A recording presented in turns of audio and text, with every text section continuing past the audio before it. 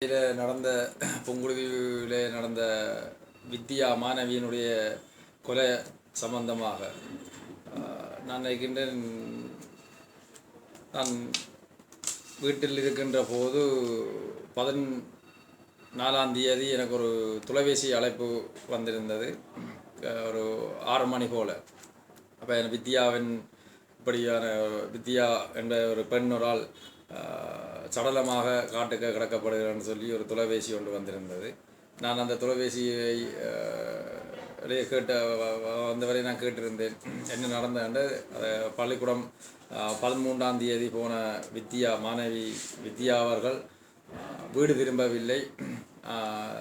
அடுத்த நாள் 14ஆம் தேதி காலையில் பார்க்கின்ற போது அந்த காட்டுக்குள்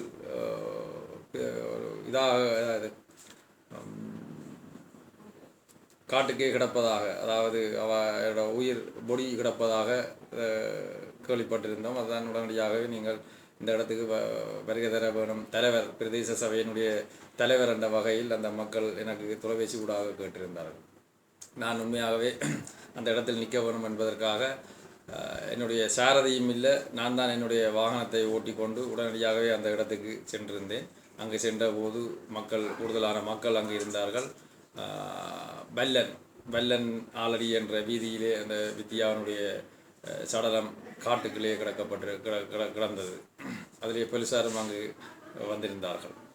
அங்கு நான் அந்த இதை பார்த்தவுடன் போலீசாரோடும் கதைத்து இதுக்குரிய உடன் நடவடிக்கை என்ன என்பதை ஊகாவத்துறை போலீசாரோடு கதைத்திருந்தேன். அவர்கள் தங்களுடைய மேல் அதிகாரிகளுக்கு தகவல் கொடுத்திருக்கின்றது, அங்கே வந்து கொண்டிருக்கின்றார்கள் என்று வித்யா அங்கு போலீசார் சொல்லப்பட்டிருந்தது. உண்மையாகவே அந்த சடலம் கிடந்த இடத்துக்கு, அந்த மாணவி வித்யாவினுடைய சடலம் கிடந்த இடத்துக்கு பல்வேறுபட்ட மக்கள் புங்குடுதி கிராமத்திலிருந்து சகல மக்களும் அங்கே காணக்கூடியதாக இருந்தது அந்த சம்பவம் நடந்த இடத்திலே. ஆனால் அதுக்கு அப்போது இந்த சம்பந்தப்பட்டவையும் அங்கு நிற்கின்றார்கள் என்று சொன்னார்கள். உண்மையாகவே அவர்களை எனக்கு அது தெரியவில்லை. ஆனால் அந்த இடத்தில் பிறகு நான் கதைக்கின்ற போது இல்லை, இந்த சம்பந்தப்பட்டவர்கள் இப்போ அரெஸ்ட் பண்ணப்பட்டிருக்கின்றது. இப்போ போலீஸால் அரெஸ்ட் பண்ணி நீதிமன்றத்திலே கொடுக்கப்பட்டிருக்கின்றது. அவைகள் அதுக்கு பின்புதான் நான் அங்கே இனங்காணக்கூடியமாக இருந்தது. அவையிலும் அந்த இடத்திலே நின்று கூடுதலாக அந்த வித்யாவினுடைய இதில் கலந்து கொண்டவை என்பதை காணக்கூடிய மாதிரி இது இருக்கின்றது.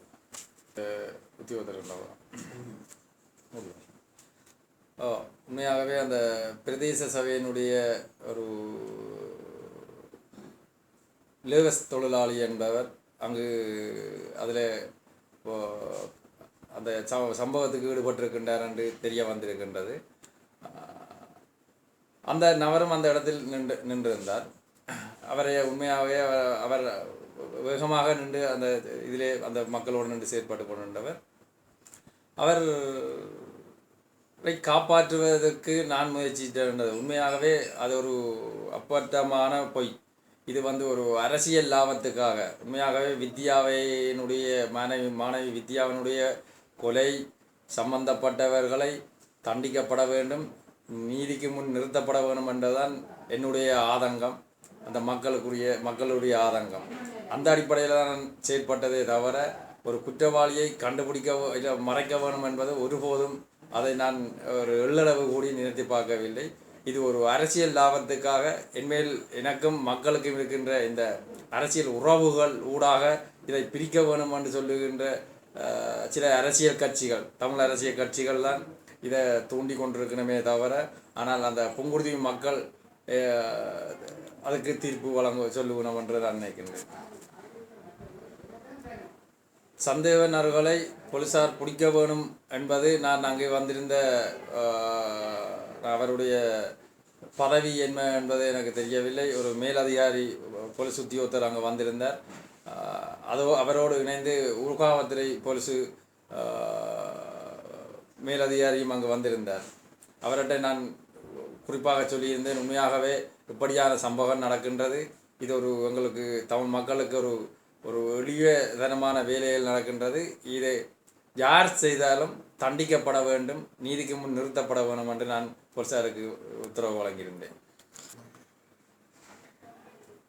உண்மையாகவே நான் என்னுடைய வேலன பிரதேச சபையினுடைய தலைவர் என்ற வகையில் நான் ஒரு அரசியல் கட்சியைச் சேர்ந்த நான் ஒரு தேர்தலில் தளமிறங்கி நான் ஒரு மக்கள் வாக்களித்து இந்த தலைவர் பதவியை எடுத்திருக்கின்றேன்.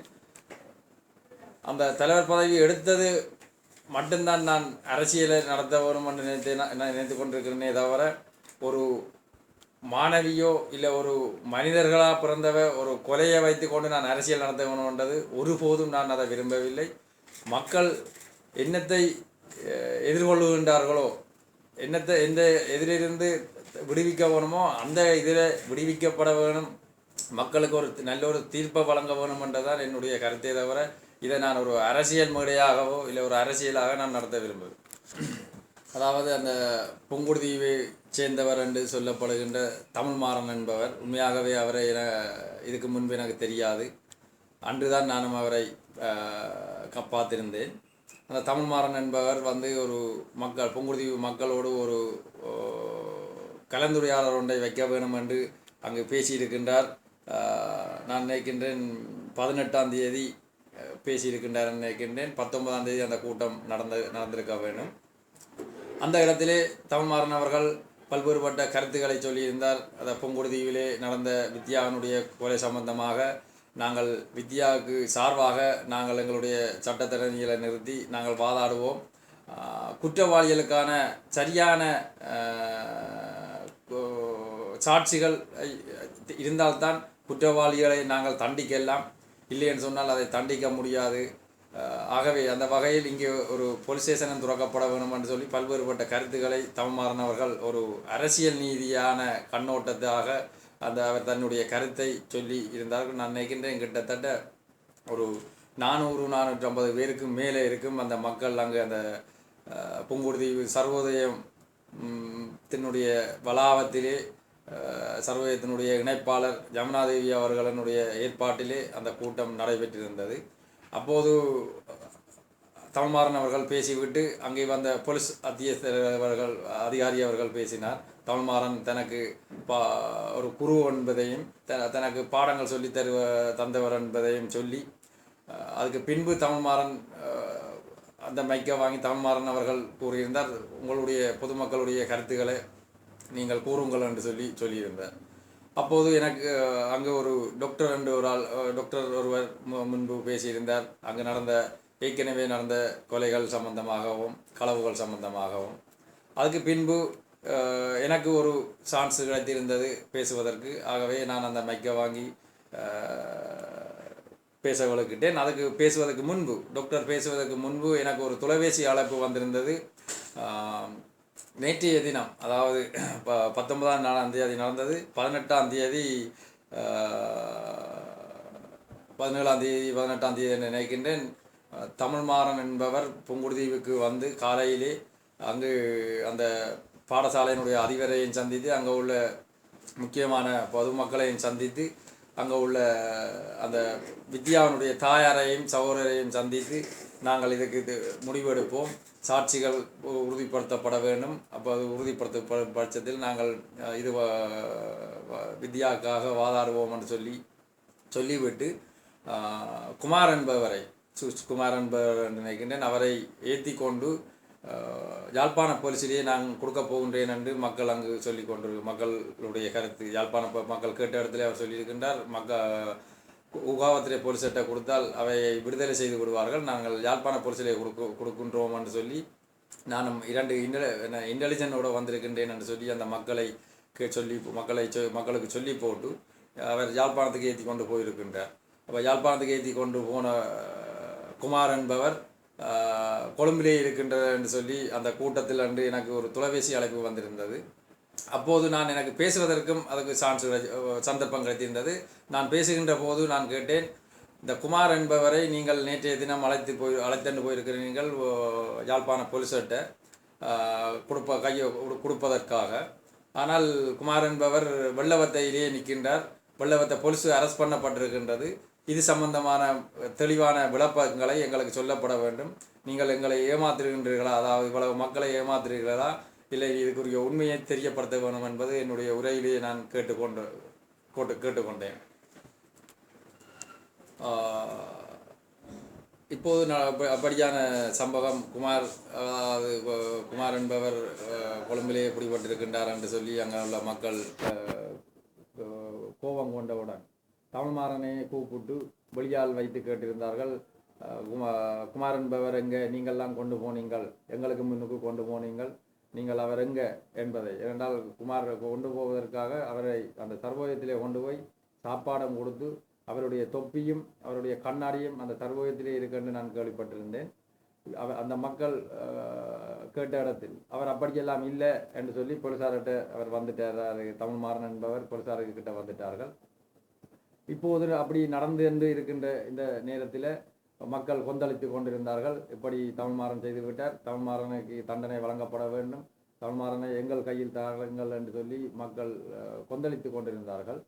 அந்த நேரத்திலே தமிழ் தேசிய கூட்டமைப்பினுடைய பாராளுமன்ற உறுப்பினர் மாவ சேதராஜா ஐயா அவர்களும் வடமாகாண சபை உறுப்பினர் கஜதீபன் அவர்களும் அங்கு வந்து இருந்தார்கள். அவரோடு இணைந்து பிரதேச சபையினுடைய தமிழ் தேசிய கூட்டமைப்பினுடைய பிரதேச சபையினுடைய தவசாளர்களும் அங்கு வருகை வந்திருந்தார்கள். உண்மையாகவே அவையில் வந்து அந்த மக்களோடு கதைத்து கொண்டிருந்தார்கள். இந்த துவாரேஸ்வரன் என்பவர் அவர் சொல்லுகின்றார் தான் ஒரு ஐக்கிய தேசிய கட்சியினுடைய யாழ் மாவட்ட அமைப்பாளர் என்று. ஆனால் உண்மையாகவே ஐக்கிய தேசிய கட்சியினுடைய தலைவர் ரணில் விக்ரமசிங்க அவர்கள் சொன்னதாக நாங்கள் கேள்விப்படவில்லை. துவாரேஸ்வரன் ஐக்கிய தேசிய கட்சியினுடைய, அதாவது யாழ் மாவட்டத்தினுடைய ஐக்கிய தேசிய கட்சியினுடைய அமைப்பாளர் என்று அவர் தன்னையே தான் சொல்லி கொண்டிருக்கின்றார்கள்.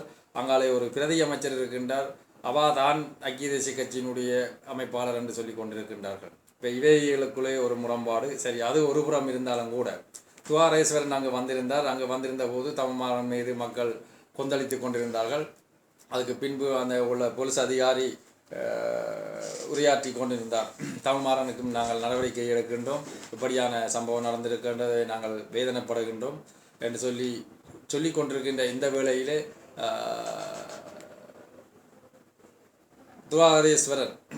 துவாரேஸ்வரன் அவர்கள் உடனடியாகவே அந்த மைக்கை அந்த போலீஸ் அதிகாரியுடன் ஒரு கட்டாயப்படுத்தி பறித்து அவர் சொல்ல முயன்றது என்ன என்பது தெரியவில்லை.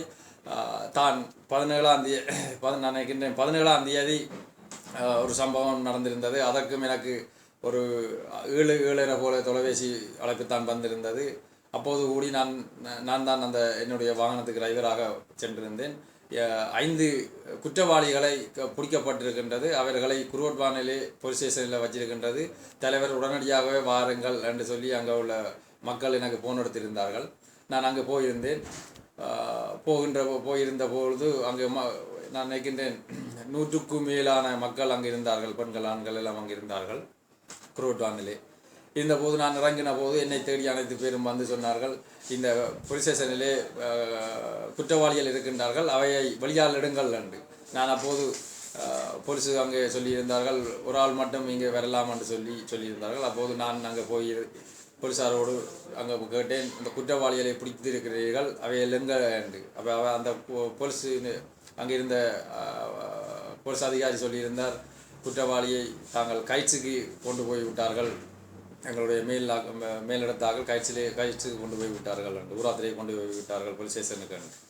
அப்போது அங்கே அந்த மக்கள் சொன்னார்கள், இல்லை நாங்கள் அந்த குருவட்டான் பாலத்தடியிலே நாங்கள் குற்றவாளிகள் இருக்கின்றார்களா என்றது பார்ப்போம் என்று. உண்மையாகவே மக்கள் அங்கு கொந்தளித்து கொண்டிருக்கின்றார்கள், குற்றவாளியை தங்கள் கையில் தர வேண்டும், நடவடிக்கை எடுக்க வேண்டும் என்று.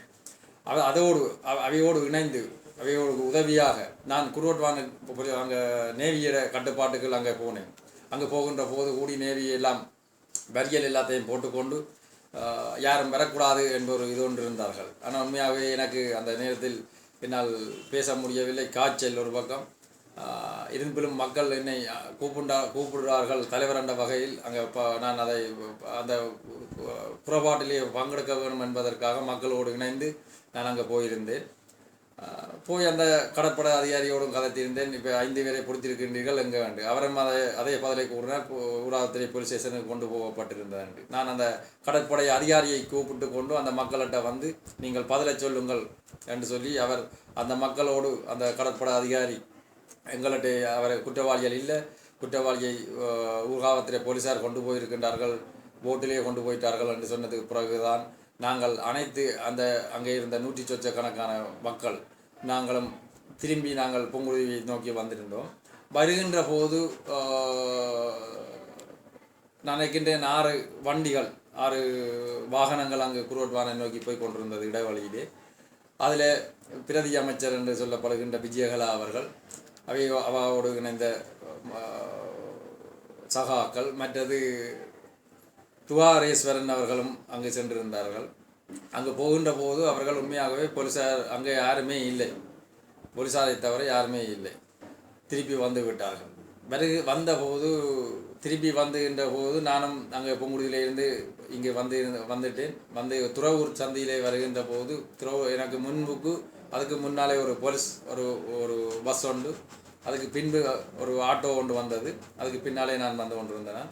துறவூர் சந்தையிலே நிறைய மக்கள், நான் நினைக்கிறேன் 100க்கு மேலான மக்கள் அந்த சந்தையிலே இருந்தார்கள். அந்த இருந்தபோது அங்கிருந்த ஆட்டோவை மறைத்து ஆட்டோவிலே இறக்கி அங்கே இருந்த அதுக்குள்ளே அந்த குமார் என்பவர் தான் அங்கே இருந்தார். அந்த குமார் என்பவரை அந்த மக்கள் தாக்கி கொண்டிருந்தார்கள், அவரை திரத்தி அடித்து கொண்டிருந்தார்கள். அப்போது நான் எனது வாகனத்தை நான் சைட்டாலை விட்டு போட்டு நின்று பார்த்து கொண்டிருந்தேன். அப்போது அதுக்கு பின்பு ஒரு வெள்ளை வாகனம் ஒன்று வந்திருந்தது, அதிலே துவாரேஸ்வரன் வந்திருந்தார். வந்து உடனடியாகவே அந்த குமார் என்பவரை தாக்கி கொண்டிருந்த இடத்துக்கு நேரடியாக போயிருந்தார். அங்கே போகின்ற போது எனக்கு அவருடைய குரல் நன்றாக கேட்டிருந்தது. ஏன் அடிக்கின்றீர்கள், இவர் குற்றவாளியா என்று கேட்ட ஒரு சத்தம் வந்தது. ஆனால் அங்கே உள்ள மக்கள் நீர் யாரு கேட்பதற்கு, நீ குற்றவாளியை தப்பிக்க வந்த நீரா என்று சொல்லி அந்த மக்கள் கேட்கின்ற போது அப்படியெல்லாம் இல்லை, இவரை அடித்து இவருக்கு ஒன்று நடந்தால் உங்கள் எல்லாரையும் உள்ளே போட வேண்டியது வேணும், அவரை உடனடியாகவே விடுதலை செய்ய வேணும் என்று சொல்லி துவாகரன் சொல்லி கொண்டிருந்தார். அப்போது மக்கள் அங்கு குழம்பி கொண்டிருந்தார்கள். அவர் குழம்பி கொண்டிருக்கின்ற போது உடனடியாகவே அவர் தன்னுடைய சகாவிலே ஒரு ஆளை இறக்கி விட்டு தன்னுடைய வண்டியை எடுத்துக்கொண்டு யாழ்ப்பாணம் போயிட்டார். யாழ்ப்பாணம் பக்கம்தான் வந்தார் வண்டி. அதுக்கு பின்பு ஒரு அரை மணித்தியாலம் கழித்து அந்த 5 வண்டியும் அதுக்கு பின்னாலே வந்திருந்தது. அந்த வண்டியிலே பிரதி அமைச்சர் என்று சொல்லப்படுகின்ற விஜயகலா அம்மையார் அங்கு வந்திருந்தார். அவாவும் வந்து அந்த மக்கள் அவரை அப்போது தாக்கி கொண்டு தான் இருந்தார்கள். அவரை குமார் என்பவரை பிடித்து தாக்கி கொண்டே இருந்தார்கள், அடித்து கொண்டே இருந்தார்கள். நான் அதை ஓரமாக நின்று பார்த்து கொண்டே இருந்தேன். தவறு செய்தவை தண்டிக்கப்பட வேண்டும் என்பதுதான் என்னுடைய கருத்தென்ற வகையில் நான் எந்த ஒரு கருத்தும் சொல்லாத வகையிலே நான் என்னுடைய வண்டியை கிட்டிய நின்றன். அங்கு குமாரை தாக்கி கொண்டிருந்தார்கள். விஜயகலாமையார் வந்து பிரதி அமைச்சர் அவர்கள் வந்து அவரை விடுமாறு கேட்டிருந்தார்கள். அங்கே உள்ள மக்கள்கிட்ட அங்கே இருந்த மக்கள் இளைஞர்கள் கூடுதலாக கொதித்து கொண்டிருந்தார்கள். நான் நினைக்கின்றேன் தொலைபேசியிலே அங்கு புங்குடுதீவு அந்த மக்களை தொலைபேசி ஊடாக கதைத்து தான் அவருக்கு அந்த குமார் என்பவருக்கு அடித்து கொண்டிருந்தார்கள். அப்போதும் விஜயகலாமையார் வந்து சொல்லியிருந்தால் உடனடியாகவே அவரை விடுங்கள், அவரையே தாக்குறீங்கள், அவரையே நடிக்கிறீங்கள், அவர் குற்றவாளி என்று உங்களுக்கு தெரியுமா அப்படி என்று. குற்றவாளி தான் என்று சொல்லி அங்கே உள்ள மக்கள் ஒரு குரல் கேட்டிருந்தது. அதுக்கு பின்பு அவள் உடனடியாகவே அங்கே தன்னோட வந்த மீடியாக்களை உடனடியாக மீடியா படங்களை பிடிக்க சொல்லி கூறியிருந்தால் உத்தரவு போட்டிருந்தால் உடனடியாக அந்த மீடியாக்கள் நான் நினைக்கின்றேன் அதை நெட்டிலும் கூடி வந்திருக்கின்றேன் நினைக்கிறேன். சத்தம் போடுகின்ற இது அவன் அந்த குமாரை தப்ப வைக்க வேணும் என்பதுதான் அந்த ஒரு எண்ணத்தோடு தான் அங்கு வந்திருக்கின்றார்கள். இப்போது இல்லை என்று சொன்னால் அந்த சந்தர்ப்பத்தில் நான் கேட்கின்றேன், இந்த குற்றஞ்சாட்டுகின்ற கட்சிகள் கொலை செய்யப்பட்ட வித்யா அந்த காட்டுக்களே கிடக்கின்ற போது ஏன் இவைகள் வரவில்லை? வல்லு கட்டி கொண்டு வந்த அரசியல் கட்சிகள் இப்போ அதுக்கு பின்பு தாங்கள் என்னுடைய பெயரை சொல்லி, அதாவது பிரதேச சபையினுடைய தவிசாளர் போலவர்கள் இதை சம்பந்தப்பட்டிருக்கின்றார் என்று சொல்லி கொண்டு பத்திரிகையிலேயும் அந்த நெற்றிலும் போய்கொண்டிருக்கின்ற நினைக்கின்றேன். அப்படி சொல்லுகின்றவர்கள் அன்றைக்கு இரவு வந்தவர்கள் நான் நினைக்கின்றேன் வித்யா அந்த காட்டுக்களே கிடக்கின்ற போது இந்த கட்சிகள் இந்த அரசியல் கட்சிகள் எங்கே போயிருந்தார்கள். குறிப்பாக இந்த விஜயகலாமையார் எங்கே போயிருந்தா, இல்லை துவாகரன் அவர்கள் அன்று இரவு 9 மணிக்கு அங்கே வந்திருந்தார் புங்குடுதீவுக்கு. இவர் அங்கே அண்ட பகல் அன்று எங்கே போயிருந்தார். அப்படி பல்வேறுபட்ட கட்சிகள் அங்கே அவைகள் எங்கே போயிருந்தார்கள். இதே ஒரு ஒரு அரசியல் பழிவாங்கலுக்காகத்தான் இந்த குற்றச்சாட்டு நடக்கப்படுகின்றது. அப்போது சரி, நான் கேட்கின்றேன், இவையில் ஒரு ஆட்சியிலே இருக்கின்றவர் ஒரு பிரதி அமைச்சர் இவர் சொல்லுகின்றார், யாழ் மாவட்டத்தினுடைய அமைப்பாளர், ஐக்கிய தேசிய கட்சியினுடைய அமைப்பாளர் என்று சொல்லி துவாகரன் அவர்கள் சொல்லி கொண்டிருக்கின்றார்.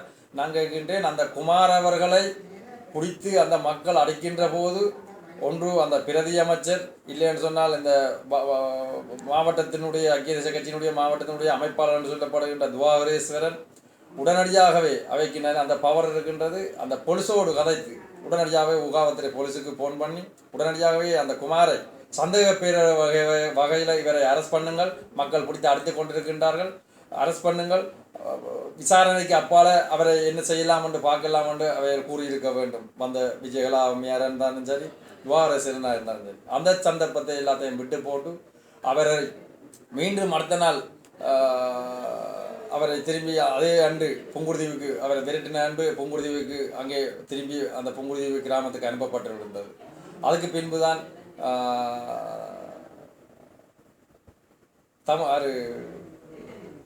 அதுக்கு பின்புதான்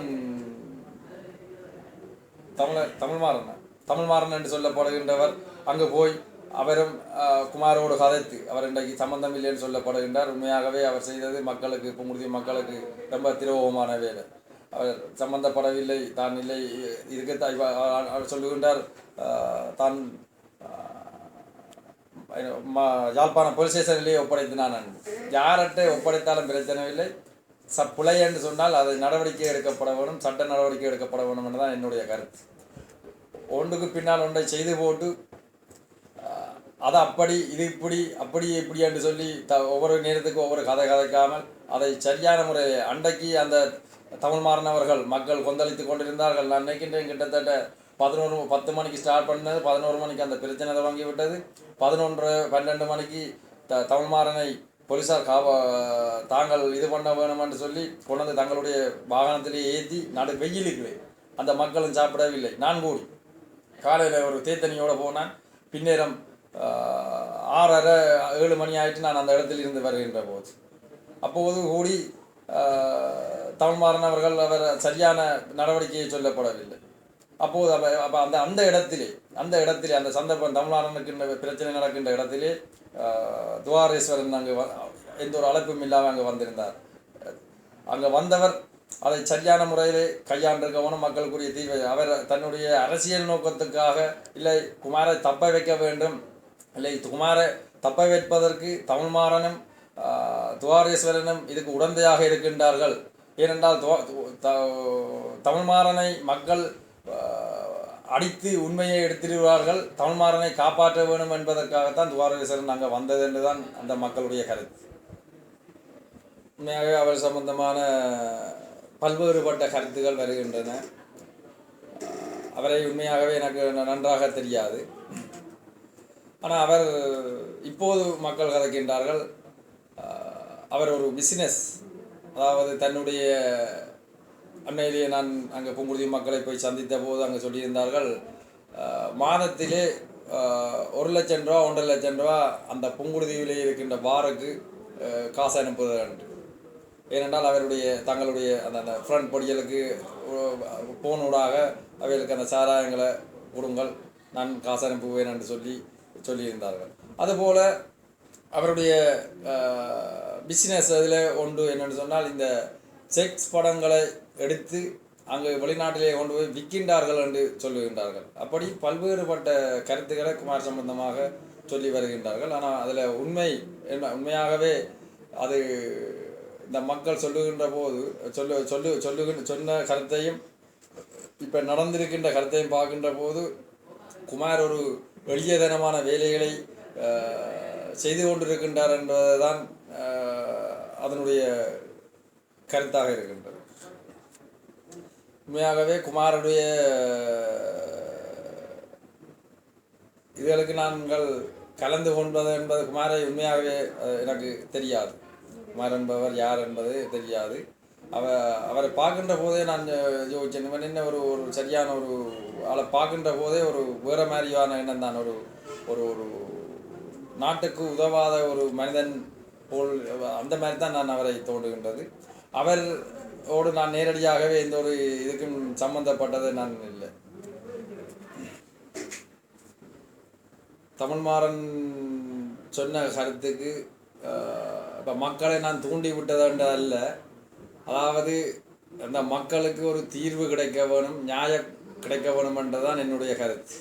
அந்த வகையிலான் அங்கே அந்த தமிழ்மாறன் மக்களுடைய கருத்துக்களை நீங்கள் கூறுங்கள் என்று சொன்ன போதுதான் நான் என்னுடைய தொலைபேசி அழைப்பையும் ஏற்கனவே நான் கூறியிருந்தேன். தொலைபேசி அழைப்பொன்று கிடைத்திருந்தது. குமார் என்பவர் கொழும்பிலே நிற்கின்றார், 1 மணிக்கு அவர் வெளிநாடு செல்வதாக இருக்கின்றார் என்ற ஒரு தகவல் கேள்விப்பட்டது. அந்த தகவலை வைத்து கொண்டு தான் நான் மக்கள் சார்பாக நான் அங்கே கேட்டிருந்தேன். மக்களை ஏமாற்ற வேண்டாம், நாங்கள் அனைத்தும் நீங்கள் ஒரு கல்விமான்கள், அந்த புத்திஜீவிகள், அந்த ஊர் அந்த புங்குடுதியை சேர்ந்த நீங்கள் என்ற வகையிலே நாங்கள் அனைவரையும் வந்திருக்கின்றோம். எங்களை ஏமாற்றுற வகையில் நீங்கள் நடக்கக்கூடாது. இந்த குமார் என்பவரை நீங்கள் தப்பிக்க வைத்தனீங்களா இல்லையா என்பதை நான் அந்த அந்த என்னுடைய பேச்சிலே நான் கேட்டிருந்தேன். அதுக்கு பின்பு தான் அங்கு தொலைபேசிகள் அங்கே இருந்த நண்பர்கள் தொலைபேசிகளை எடுத்து கொழும்பிலே இருந்த நண்பர்களோடு இங்கே இருந்த நண்பர்கள் தொலைபேசி ஊடாக அவைகள் கேட்டு உறுதிப்படுத்தினதுக்கு பின்பு தான் பிரதேச சபையினுடைய தலைவர் சொன்னது சரி, தமிழ்மாறன் அவர்கள் அரசியல் கூத்து ஆடுகின்றார்கள், அவர் கொழும்பில்தான் நிற்கின்றார்கள் என்பதற்கு அதற்கு பிறகுதான் அந்த மக்கள் கொந்தளித்தார்கள். நான் அந்த கேள்வியை கேட்டதுக்கு பிறகு சரி உண்மையாகவே அண்மையிலே அந்த மாணவி வித்யாவினுடைய கொலை சம்பந்தமாக அனைத்து இடங்களிலேயும் மக்கள் கொந்தளித்திருந்தார்கள். அதாவது புங்குடுவில் மட்டுமல்ல, தீவகம் மட்டுமல்ல, யாழ்குடா மட்டுமல்ல, இலங்கை பூராக மக்கள் கொந்தளித்திருந்த இந்த வேளையிலே அண்மையிலே புங்குடுதி அதாவது நீதிமன்றம் உடைக்கப்பட்டதுன்னு சொல்லி பல்வேறுபட்ட குற்றச்சாட்டு, அதாவது நீதிமன்றம் உடைக்கப்பட்டதுன்னு சொல்லப்பட்டிருக்கின்றது. அதிலே நானும் அங்கு தலைமை தாங்கியிருக்கின்றேன் என்று சில ஊடகங்கள் சொல்லி கொண்டிருக்கின்றது. உண்மையாகவே இந்த ஊடகங்கள் சரியான முறையிலே தெளிவாக சிந்திக்க வேண்டும், பார்க்க வேண்டும்.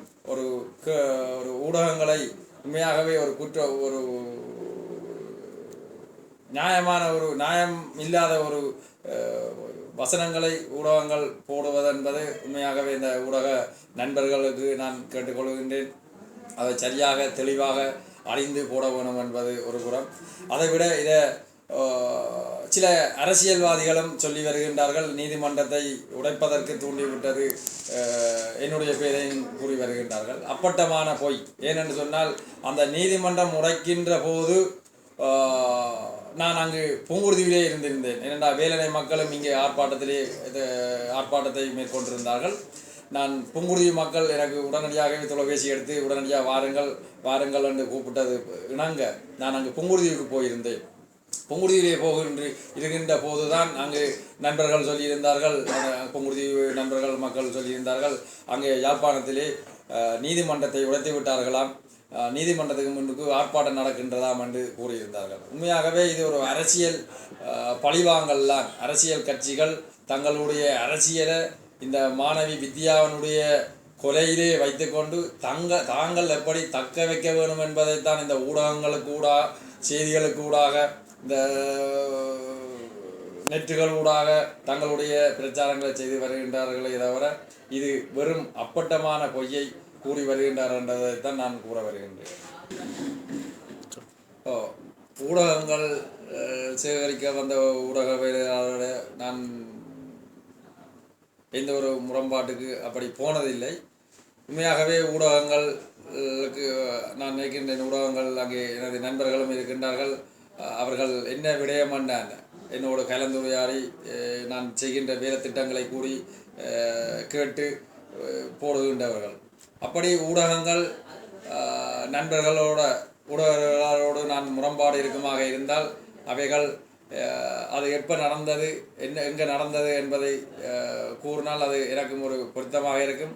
அப்படி நான் ஒரு கேவலம் கேட்ட இதுகள், அதாவது இப்போது ஊடகங்கள் என்பதை நான் மதிக்கின்றேன், அதை நான் கௌரவிக்கின்றேன். ஏனென்று சொன்னால் ஊடகங்கள் உண்மையை போட்டால் எழுதினாலும் சரி, பொய்யை போட்டாலும் சரி, ஆனால் மக்களுக்கு அது வேறு மாதிரி தான் அந்த மக்கள் எடுத்துக்கொள்வார்கள். ஆகவே நான் இன்று மட்டுமல்ல, நான் என்றைக்கு இந்த பதவியில் வந்தனோ அன்றையிலிருந்து ஊடகங்களை நான் ஒரு மதிக்கின்றன.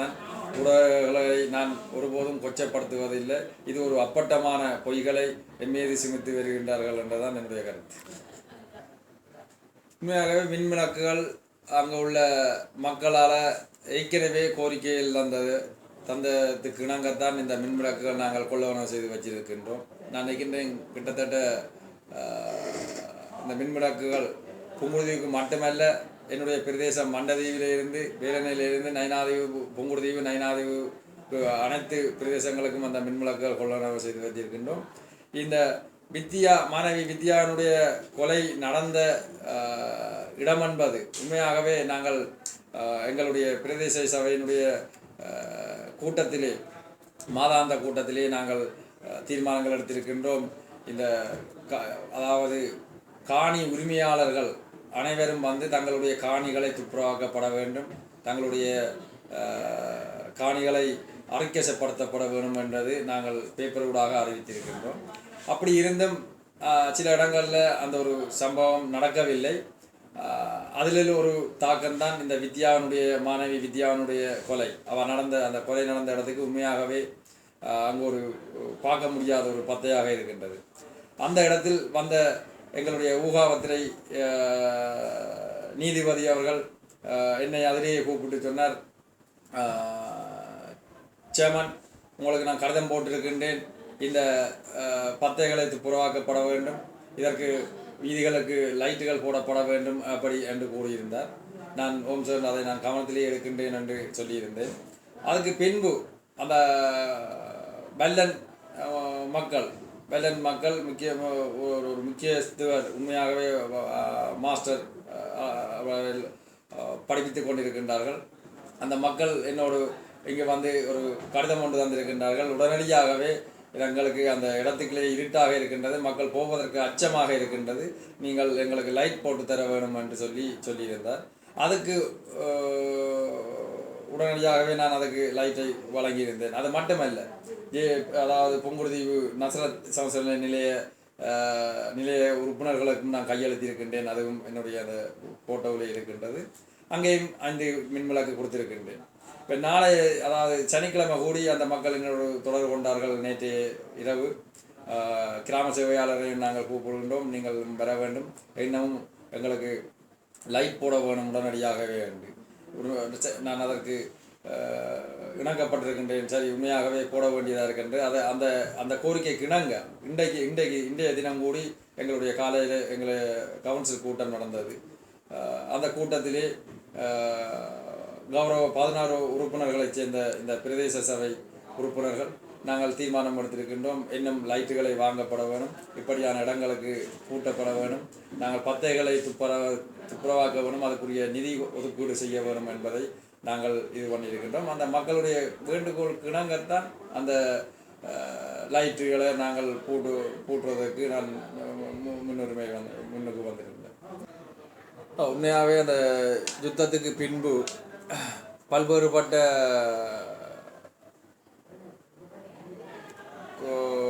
கொலைகள் நடக்கப்பட்டிருக்கின்றது. அதாவது கடந்த காலத்திலே இந்த மண்டதீவிலே ஒரு சிறுமி கிணத்திலே தூக்கி போடப்பட்டிருந்தது. அதுபோன்று புங்குடுதீவிலே இதுக்கு முன்பு நடக்கப்பட்டிருக்கின்றது. அதுக்கு பின்பு வித்யாவினுடைய சம்பவம் நடந்திருக்கின்றது. நான் நினைக்கின்றேன் நேற்றைய தினம் நினைக்கின்றேன் ஊகாவத்திரையிலே ஒரு சம்பவம் நடந்திருக்கின்ற கேள்விப்பட்டிருக்கின்றேன். இப்போ இப்படியான குறைபாடுகள் நடந்து கொண்டிருக்கின்றது.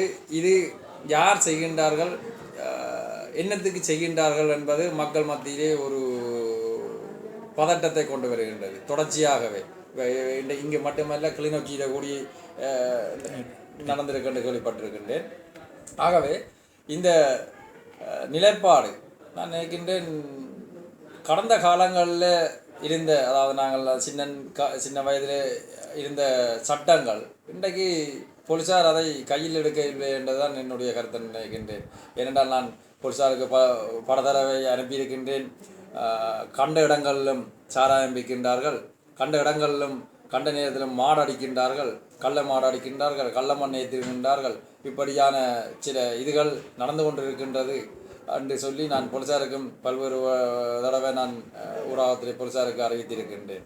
இதுகளை சட்டம் ஒழுங்குதான் அதை நடைமுறைப்படுத்தப்பட வேண்டும். அதாவது குற்றவாளி என்று சொன்னால் குற்றவாளிக்கு துணை போகாத வகையில் குற்றவாளியை கண்டுபிடித்து தண்டனை வழங்கப்பட வேண்டும். தண்டனை வழங்குவது ஊடாகத்தான் இந்த இப்படியான இந்த கொலைகளோ குற்றங்களோ இல்லை களவுகளோ இதுகளை தடை செய்யலாம். ஆகவே நாங்கள் அதை சட்டம், அதாவது போலீஸார் தான் அதை கையில் எடுக்கப்பட வேண்டும். இந்த கள்ளச்சாராயங்களை அதுகளை விற்பது, கள்ள மாடுகளை போடுவது இதெல்லாம் ஒரு வீண் செயலாக நடந்து கொண்டிருக்கின்றது. உண்மையாகவே தமிழ் கட்சிகள் இங்கு யாழ்குடா நாட்டை பொறுத்தவரை தமிழ் கட்சிகள் கணக்க கட்சிகள் இருக்கின்றது. அதாவது கன கட்சிகள் இருக்கின்றது. ஐக்கிய தேசிய கட்சி இருக்கின்றது, தமிழ் தேசிய கூட்டமைப்பு இருக்கின்றது, இபிடிபி இருக்கின்றது, புலட் இருக்கின்றது, டெலோ இருக்கிறது, ஸ்ரீ டெலோ என்று சொல்லி இருக்கிறது, சுரேஷ் பிரேமச்சந்திரன் இபிஆல பண்டு அப்படி என்று பல்வேறுபட்ட கட்சிகள் இங்கே இருக்கின்றார்கள். இருப்பிலும் அந்த தீவகத்தை நான் நினைக்கின்றேன் 1991-94 ஆண்டு தீவகத்தை இபிடிபி இந்த தீவகத்தில் இருந்த மக்களை காப்பாற்றி கொண்டு அவைகள் அந்த இபிடிபி என்றால் மக்கள் என்றால் இபிடிபி என்ற வகையிலே இருந்து எந்த ஒரு சம்பவமும் நடக்காத வகையில் பாதுகாத்து கொண்டு இன்றைக்கும் இருக்கின்றது. இதை சேறு பூச வேணும் என்ற வகையில் சில தமிழ் கட்சிகள் இபிடிபி மேலே தடக்கண்டு விழுந்த, நான் பகுதியாக சொல்லிக் கொள்ளுகிறது, கல்லு தடக்கி விழுந்தாலும் அது இபிடிபி தள்ளிவிட்டார்கள் என்றுதான் ஒரு சில தமிழ் கட்சிகளுடைய கருத்து. ஒரு நாய் கடித்தாலும் அது இபிடிபி நாய் தான் கடித்து விட்டார்கள் என்று ஒரு தமிழ் கட்சிகளுடைய கருத்து. அப்போ இப்படி இபிடிபி என்பதை அது என்னவோ தெரியவில்லை, அப்படி ஒரு வழக்கி கொண்டு வந்து விட்டார்கள். அண்மையில் கூடி பிரதி அமைச்சர் அவர்கள் விஜயம் செய்திருந்தார் கேள்விப்பட்டிருந்தேன். மண்டதீவு, சிறுவில் போன்ற இடங்களில் அதை எங்கள் மேலே சேடு பூசுவது போல கூறியிருந்தால் கிணறுகளை தோண்ட வேண்டும் என்று. உண்மையாகவே அவரோட நாடகம் எந்தளவுக்கு நடிக்கின்றார் என்பது பொறுத்திருந்து பார்க்க வேண்டும். செய்ய வேண்டிய வேலைகள் எவ்வளவு இருக்கின்றது, கிணறுகளை தோண்ட வேணும் என்பது உண்மையாகவே அதை நான் நேசிக்கின்றேன், அதை நன்றி சொல்லுகின்றேன். ஏனென்றால் பிரதேச சபை செய்ய வேண்டிய வேலையை பிரதி அமைச்சர் விஜயலாமியார் கிணறு தோண்ட வேணும் என்று சொல்லுகின்றார். அது எங்களுடைய பிரதேச சபைக்கு ஒரு நிதி மிச்சம் என்று தான் நான் நினைக்கின்றேன். அதை என்ன கருத்தோடு சொல்லுகின்றார், உண்மையாக அதை செய்யப்பட வேண்டும். இன்றைக்கு சொல்லி நான் நினைக்கின்றேன் 3 மாதங்களுக்கு 4 மாதங்களுக்கு மேலேயாக இருக்கின்றது. செய்ய வேண்டும். குற்றவாளியை அதை என்னத்துக்காக எந்த வகையில் கிணத்தை கிண்டுகின்றார், கிணத்துக்கு என்ன இருக்கின்றது சொல்லுகின்றார் என்பதை அதை கிண்டி பார்க்க வேண்டும். சும்மா நாங்கள் அரசியலூடாக பேப்பரூடாக பேச வேண்டும் என்பதற்காக பேசுவதில்லை. அதாவது எங்களுடைய அதாவது தமிழ் தேசிய கூட்டமைப்பாக இருந்தாலும் சரி, விஜயராமையார் இருந்தாலும் சரி, பிரச்சனையை தீர்வு காண வேண்டிய பிரச்சனையை யாழ்ப்பாணத்திலே வச்சு தீர்வு காணலாம். பாராளுமன்றத்திலேயே தான் போய் தீர்வு காண வேணும் என்றதெல்லாம் இல்லை. பாராளுமன்றத்தில் இங்கே கதைக்க வேண்டிய விடயத்தை பாராளுமன்றத்திலே கதைக்கிறது. ஏனென்று சொன்னால் நாங்கள் பாராளுமன்றத்திலே பேசுகின்றோம், அது சின்ன விஷயம். பாராளுமன்றத்திலே நாங்கள் பேசுகின்றோம் என்று சொல்லுகிறதுக்காக பத்திரிகையிலே வர வேண்டும் என்பதற்காக இங்கே பேச வேண்டிய விஷயத்தை பாராளுமன்றத்திலே பேசுகின்றார்கள். இப்படியான அரசியல் தலைமைகள் உண்மையாகவே மக்களுக்கு என்ன செய்ய போகின்றார்கள்? மக்கள் தெளிவாக இருக்கின்றார்கள், மக்கள் தெளிவுபட்டிருக்கின்றார்கள். மக்களுக்கு நன்றாக தெரியும். அதாவது இபிடிபி மேலே ஏன் குற்றச்சாட்டு சாட்டுகின்றார்கள் என்பதை மக்களுக்கு நன்றாக உணர்ந்திருக்கின்றார்கள். இந்த தீவக மக்கள் உண்மையாகவே அவைகள் நாங்கள் இப்போ நான் கேட்கின்ற போது தான் அப்படி சொல்லுகின்றார்கள் என்பதை விட நீங்கள் ஒரு ஊடகவியலாளராக நீங்கள் மக்கள்கிட்ட போயிருந்தால் மக்கள் அந்த கருத்துக்களை சொல்வார்கள். இபிடிபி இருந்த காலங்களிலே, இபிடிபி அமைச்சு பொறுப்படுத்த இருந்த காலங்களிலே இபிடிபி என்ன செய்திருக்கின்றது என்பதை உண்மையாகவே மக்கள் சொல்லுகின்றார்கள். அது ஒருபோதும் மறைக்க முடியாது. அது மக்களிலே தெளிவுபடுத்தப்பட்டிருக்கின்றது. நாங்கள் எங்களுடைய இந்த பிரதேசத்திலே பல்வேறுபட்ட வீடுகள், அதாவது அந்த மக்கள் இல்லாத வீடுகளை காணக்கூடியதாக இருக்கின்றது. அது மட்டுமல்ல, வீடுகள் இல்லாட்டியும் கூட அந்த நிலங்கள், அவைகளுடைய காணிகள் வெறும் காடாக காணக்கூடியதாக இருக்கின்றது. அவை நாங்கள் எங்களுடைய கவுன்சில் கூட்டத்திலே, அதாவது மாதாண்ட கூட்டத்திலே, எங்களுடைய பிரதேச சபையினுடைய மாதாண்ட கூட்டங்களிலே நாங்கள் கௌரவ உறுப்பினர்கள் நாங்கள் அனைவரும் சேர்ந்து தீர்மானங்கள் எடுத்திருக்கின்றோம், பத்திரிகையிலையும் போட்டிருக்கின்றோம். இந்த காணிகள் அனைத்தையும் உங்களுடைய காணிகளை நீங்கள் வந்து பொருட்படுத்தி நீங்கள் இங்கு இல்லாட்டியும் வெளிநாடு இருந்தாலும் கூட உங்களுடைய உறவுகள் இல்லை தெரிந்தவர்கள் நண்பர்கள் அவைகளுக்கு கொடுத்து அந்த காணிகள் வீடுகளை பக்குவப்படுத்தப்பட வேண்டும். அதால் பல்வேறுபட்ட பிரச்சனைகள் நடக்கின்றது. அங்கு இருந்த அந்த ஒரு, அதாவது நார்மலாக அதுக்குள்ளே வீடுகள் இருக்குமாக இருந்தால் அந்த வீடுகளுக்குள்ளே இளைஞர்கள் போய் அதை வேறு மாதிரி அதை பயன்படுத்துகின்றார்கள். அதிலே போய் சாராயங்களை வாங்கி குடிப்பது, வீடுகளை பத்துவது, சீக்கிரட்டை பத்துவது, சில அப்படியான வேலைகள் போய்கொண்டிருக்கின்றது. அந்த வகையில் நாங்கள் அதை பத்திரிகை ஊடாக வெளிநாட்டிலே இருக்கின்ற உறவுகளுக்கு நாங்கள் சொல்லியிருக்கின்றோம். உங்களுடைய காணிகள் வீடுகள் இருக்குமாக இருந்தால் நீங்கள் அதை வந்து செப்பப்படுத்துங்கள். அதை வந்து உங்களுடைய உறவுகளோட கையிலே கொடுங்கள். அவைகள் பாதுகாப்பிடம் அதை தனியாக விட வேண்டாம். அதை மட்டுமல்ல, எங்களுடைய அந்த சோழ வரி என்று சொல்லப்படுகின்ற அந்த வரி, அதாவது பிரதேச சபை அது கடந்த காலங்களிலே இருந்தது. அந்த வரியை நாங்கள் எடுப்பதற்காக அதுக்குரிய நடவடிக்கையை நாங்கள் எடுத்திருக்கின்றோம். பூங்குடியிலே பதிஞ்சிருக்கின்றோம், நயினாதியிலே பதிஞ்சிருக்கின்றோம், மண்டதீவு, வேலனை அப்படியான போன்ற இடங்களிலே அந்த சோழ வரிக்கு நாங்கள் பதிஞ்சிருக்கின்றோம். இப்போதும் அது நாங்கள் தயார் நடந்து கொண்டிருக்கின்றது அந்த வேலை திட்டங்கள். ஆகவே வெளிநாட்டிலே இருக்கின்ற உறவுகள், இல்லை கொழும்பிலே இருக்கின்ற உறவுகளுக்கு நாங்கள் இந்த சந்தர்ப்பத்திலே நான் கூறிக்கொள்வது, உங்களுடைய காணிகளை பிரதேச சபையிட்ட வந்து பதிவு செய்யப்பட்டு நீங்கள் அதை அறுக்கப்படுத்த வேண்டும் என்பது என்னுடைய கருத்து. இது அந்த வானத்தில் போன பிசாச ஏணி வச்சு இறக்குகின்ற போல விடுதலை புலிகள் அவைகளுடைய நடைமுறை இப்போ நான் கூடி பாதிக்கப்பட்டிருக்கின்றேன். எனது கடந்த காலங்களில் என்னையும் சுட்டிருந்தார்கள். நானும் அதை பாவிக்கப்பட்டிருக்கின்றேன். எனது மேலும் குண்டை சுமந்து கொண்டிருக்கின்றேன். விடுதலை புலிகள் இருந்தால் இப்படி நடக்காது என்பது சொல்லுகின்ற ஒரு புறம் இருக்க, விடுதலை புலிகள்லாம் இதுக்கு நடவடிக்கை எடுக்க வேண்டும் என்றதெல்லாம் அல்ல. இப்போ இருக்கின்ற நீதித்துறை, அதாவது இந்த காவல்துறை சரியாக, அதாவது காவல்துறை சரியாக நடைமுறைப்படுத்துமாக இருந்தால் நாங்கள் விடுதலை புலிகளை தேவை என்பது அது எந்தளவுக்கு பொருத்தமானது என்பது நான், ஏனென்றால் இன்றைக்கு சுதந்திரமாக தெரிகின்றார்கள், சுதந்திரமாக வாழுகின்றார்கள். இன்றைக்கு இப்போ நினைத்தால் நாளைக்கு பிடிக்க கொழும்பில் இருக்கின்றார்கள். இந்த சுதந்திரம் மக்களுக்கு தேவை. ஆனால் இதே கடந்த காலங்களில் மக்கள் அடக்கி வைத்திருந்தது இந்த விடுதலை புலிகள். ஆகவே விடுதலை புலிகள் இருந்தால் இதுக்கு தீர்வு காணும் என்பது அவருடைய தீர்வு என்ன? அந்த சம்பந்தப்பட்டவரை சுட வேணும். அப்போ சுட வேணும் என்பது அதுக்கு என்று நாங்கள் சம்பந்தப்பட்டவரை சுட வேணும் என்பது நாங்கள் சொல்ல வரவில்லை. சம்பந்தப்பட்டவரை நீதிமன்றம் தூக்கு தண்டனை வழங்கப்பட வேணும் என்பதுதான் எங்களுடைய கருத்து. அதாவது விடுதலை மக்கள் சொல்கின்றார்கள் புலிகள் இருந்தால் அது இந்தளவுக்கு நடக்காது என்பது. ஆனால் ஏனென்றால் அவைகளுடைய அந்த எண்ணங்கள், மக்களுடைய எண்ணங்கள், ஏனென்றால் புலிகள் தங்களுடைய கடந்த காலங்களில் தங்களுடைய அந்த செயற்பாடுகளை அப்படி மக்களுக்கு முன்னுக்கு செய்திருக்கின்றார்கள்.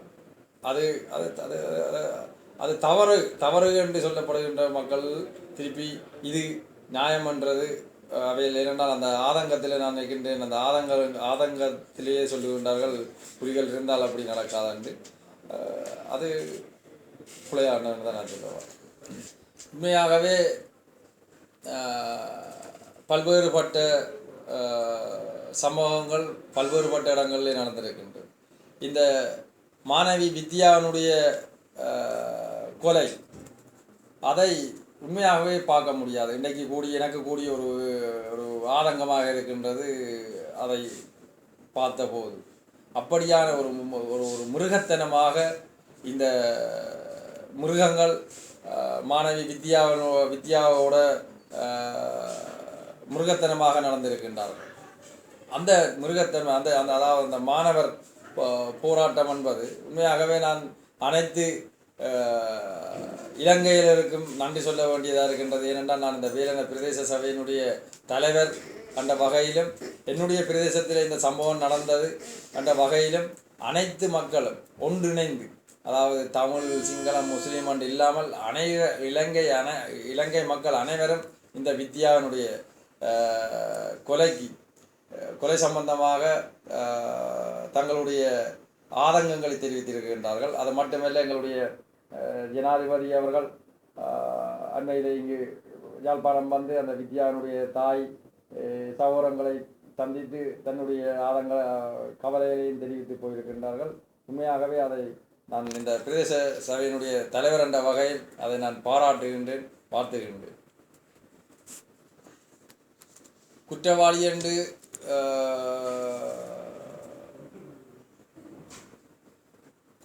சொல்லி பிடிக்கப்பட்டு அரெஸ்ட் பண்ணப்பட்டிருக்கின்ற அந்த 9 நபர்களையும் இன்றைக்கும் கூடி நான் சொல்லுகின்றேன், அவைகளுக்கு உச்ச தண்டனை வழங்கப்பட வேண்டும். ஏனென்றால் நான் அண்மையில் கூடி தமிழ்மாறன் அவர்கள் சொல்லுகின்ற போது நான் கேட்டிருந்தேன், அவர் சாட்சிகள் வேணும், குற்றவாளியை தண்டிப்பதற்கு சாட்சிகள் வேணும் என்று சொல்லியிருந்தார். நான் அதிலே கேட்டிருந்தேன், சாட்சிகளை சொல்வதற்கு குற்றவாளிகள் அடுத்த முறை விடுதலை நீங்கள் கொடுத்தால் சாட்சிகள் சொல்லுகின்றவர்கள் பாவிக்கப்படுகின்றார்கள், அவைகள் பயப்படுகின்றார்கள். ஆகவே நீங்கள் சாட்சிகள் என்பது நிறைய இருக்கின்றது. அந்த சாட்சிகளை வைத்துக்கொண்டு இந்த குற்றவாளிகளுக்கான தண்டனையை உச்சகட்டமான தண்டனையை வழங்கப்படும் என்றதுதான் என்னுடைய கருத்து. நான் அன்றைய தினமும், அதாவது வித்யாவினுடைய அந்த சடலம் அந்த காட்டுக்கு கிடக்கின்ற போதும் அந்த வித்யாவினுடைய தாயாரை போய் நான் ஒரு ஒரு அந்த மழை அந்த நேரத்தில் சரியான மழை பெய்து கொண்டிருந்தது. அவள் இருப்பதற்கு உண்மையாகவே அந்த நிலம் ஒரு ஈரமாக இருந்த வகை அந்த ஒரு தரப்பால் ஒன்றை எடுத்து வித்யாவினுடைய தாயாரை ஆறுதல் சொல்லி அங்கே இருத்தி வைத்திருந்தேன். அதுக்கு பின்பு நான் நினைக்கின்றேன், வித்யாவை சடலத்தை அங்கே போதனா வைத்தியசாலைக்கு எடுத்து சென்ற போது கூடி போனதுக்கு பின்பு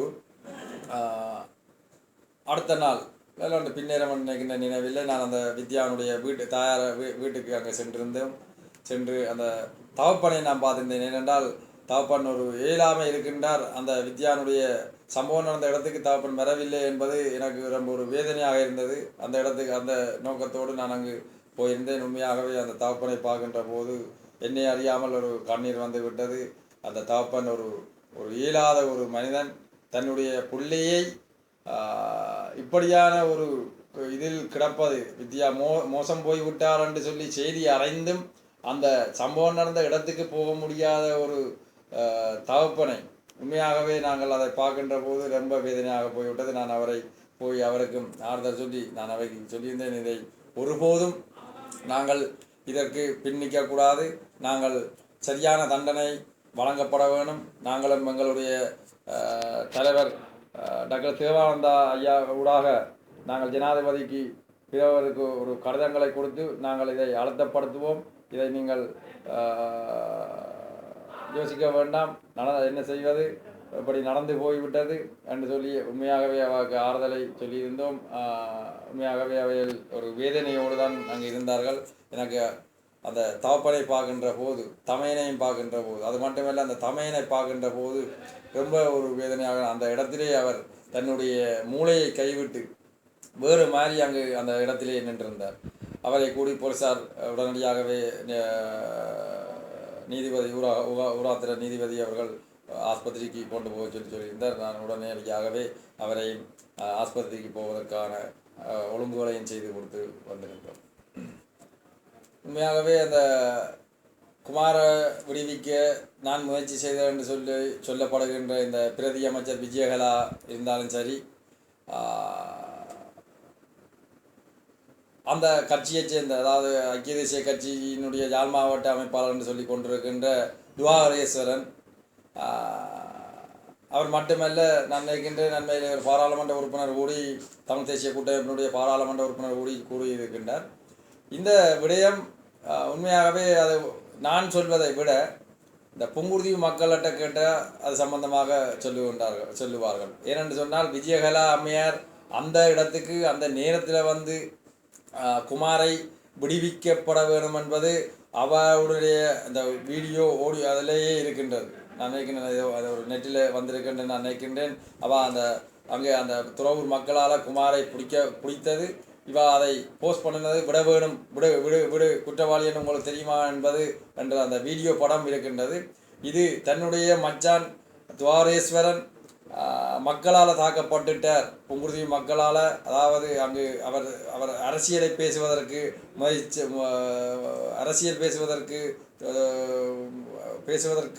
முயற்சி எடுத்த போது அந்த மக்கள் புங்குடுதீவு மக்களால் தாக்கப்பட்டிருந்தார். நீர் அரசியல் நடத்த வந்தனீங்களா இல்லை எங்களுடைய குறைபாடுகளை கேட்க வந்தனீங்களா என்று அந்த மக்கள், அதாவது ஆண்கள் பெண்கள் எல்லாரும் அவரை அடித்தார்கள். உண்மையாகவே நானும் அதிலே அங்கால சைட்டால் நின்றிருந்தேன். அந்த அவரை அடித்து போலீஸாரோட ஓடி போலீஸார் பேருந்து கொண்டு அவரை வாகனத்தில் ஏற்றி இங்கே அனுப்பியிருந்தார்கள். அந்த குற்றச்சாட்டுகளை இல்லை அந்த வேதனைகளை மறைப்பதற்காக அந்த ஆத்திரத்திலே தான் என்மேல் தேவையில்லாத ஒரு குற்றச்சாட்டை சாட்டி வருகின்றார்கள். அவர்கள் ஒரு பேட்டி ஒன்று கொடுத்திருக்கின்றார் என்று நான் நினைக்கின்றேன். ஒரு ஆவசத்தோடு தன்னுடைய பேட்டியை கொடுத்திருந்தார். உண்மையாகவே அவர் ஒரு நேர்மையானவர், நேர்மையான ஒரு அரசியல்வாதி என்று சொல்லியிருந்தால் ஒரு தன்மையாக ஒரு பொறுமையாக அந்த பேட்டியை அளித்திருக்க வேண்டும். அவரை நான் நினைக்கின்றேன் ரெக்கார்டு ஊடாகத்தான் அந்த பேட்டியை கேட்டிருந்தேன். ரொம்ப ஆவசத்தில் சொல்லிவிட்டார். அவர் பிரதேசனுடைய போலன் ஒரு ஆவேசப்பட்டு சொல்லிவிட்டார். ஏன் அந்த ஆவேசம்னு சொன்னால் அங்கே அவர் அந்த மக்களால் தாக்கப்பட்டுள்ள அந்த ஆதங்கம் என்மையிலே கொண்டு வந்து காட்டுகின்றார் என்றது தான் என்னுடைய கருத்து. அவர் அது மட்டுமல்ல, அவரும் கூடி அன்றைய தினம் அந்த அந்த அந்த துறையூரிலே வந்திருந்தார். அங்கு அவர் வடிவ செய்திருக்கலாம்.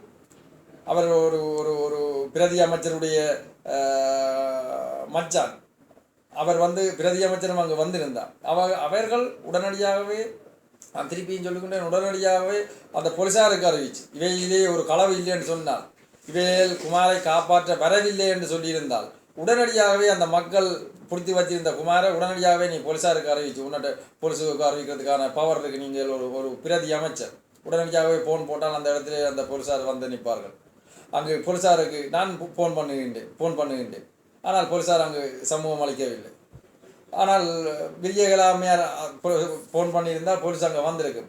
ஒரு சந்தேக பேரிலே இவரை வைத்துக் கொள்ளுங்கள், நாளைக்கு விடிய பார்க்கலாமான்னு சொல்லி விஜயகலா அம்மையாரோ சரி வாகரேசனோ சரி போலீஸாருக்கு ஃபோன் பண்ணி அந்த குமாரை போலீஸோட கையில் கொடுத்துட்டு போயிருக்கலாம். ஆனால் அங்கு அந்த குமாருக்கு தாக்கப்படுத்தி கொண்டிருந்த அந்த இளைஞர்கள் மீது நடவடிக்கை எடுப்போம், குமாரை விடுங்கள் என்று தாங்கள் சொல்லி போட்டு இதை அரசியல் பழி வாங்க வேணும் என்பதற்காக என் மேலே சாட்டுகின்றார் என்றதை நான் நினைக்கின்றேன். உண்மையாகவே மாணவி வித்யாவினுடைய இந்த கொலை சம்பந்தமாக இந்த சம்பந்தப்பட்ட நபர்களுக்கு சரியான தண்டனை வழங்கப்பட வேண்டும்.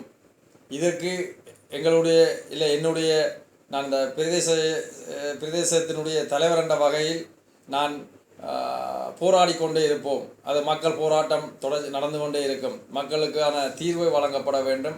இதை அரசியல் மயப்படுத்தாமல் தயவு செய்து இந்த அரசியலை நடத்துவதற்கு நாங்கள் பல்வேறுபட்ட விஷயங்களை சொல்லலாம் அரசியல் நடத்துவதற்கு. ஆனால் மாணவி வித்யாவை வைத்துக்கொண்டு தயவு செய்து எந்த ஒரு அரசியல் கட்சிகளும் எந்த ஒரு தமிழ் அரசியல் கட்சிகளும் அரசியல் படுத்தாமல் இந்த வித்யாவினுடைய குடும்பத்தாருக்கு நாங்கள் இல்லை அந்த புங்குடுதீவு மக்களுக்கு சரியான ஒரு நியாயமான நீதியான ஒரு தீர்ப்பை வழங்கப்பட வேணும் என்றதுதான் என்னுடைய கருத்து. அதற்கு நான் துணையாக இருப்பேன்.